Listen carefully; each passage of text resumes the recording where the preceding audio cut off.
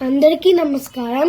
ఈరోజు నేను వైగిరి నందిని 16-17 శ్లోకాలు చెప్తున్నాను.